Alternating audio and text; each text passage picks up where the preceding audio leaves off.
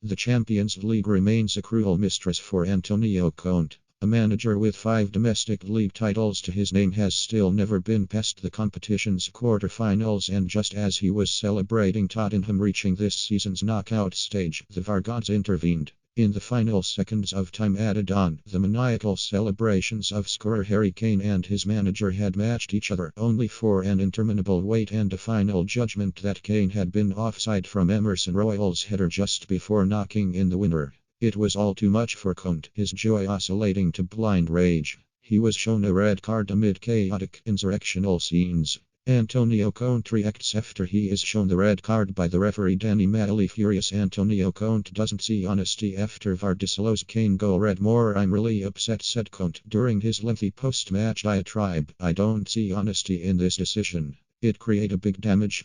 Of course we thought we'd won it. The way we celebrated," said Matt Doherty. "I don't really know what happened at the end. He wasn't alone in that. It's still in our hands," said the Irishman, attempting a hopeful note amid such disappointment. Whatever the discussion of VAR, Marseille next Tuesday must be negotiated for Spurs to progress. A horrible October, containing 3 Premier League defeats, continues. An early goal from Marcus Edwards during a brilliant first-half display from the former Tottenham youngster put Spurs in jeopardy, only for Rodrigo Bentancur to not home an equaliser. And for all Tottenham's pressure, just as in Sunday's loss to Newcastle, the goal they badly wanted did not come.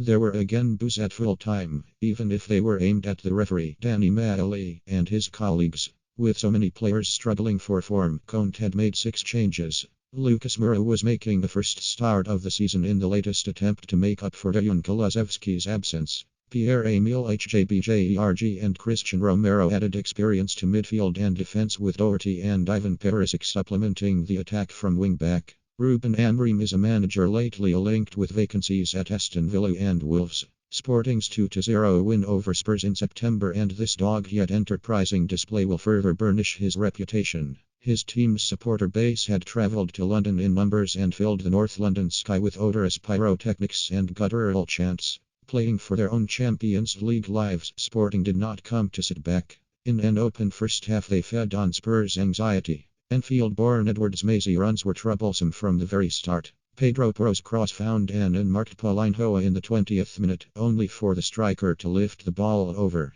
No matter. Within moments, Edwards had danced past Hjbjerg's desperate tackle and his low shot beat Hugo Lloris. A fine goal from a player whose renaissance is one of the most heartening stories of the European season, but almost certainly a disappointment for the Frenchman in being beaten from that distance. Edwards attempted a non-celebration but understandably failed. "All my family and friends are here supporting me," he said. "I wasn't going to celebrate, but I couldn't help myself. It took me a long time to get here." While the 23-year-old had enjoyed his big night out, his manager was urging caution. "He can be very good, but he must improve," said Amorim. "He must sustain his first half in the second half thrust to the margins." Edwards was eventually subbed off. Lloris's mistake was reflective of a poor, shapeless first half from Tottenham.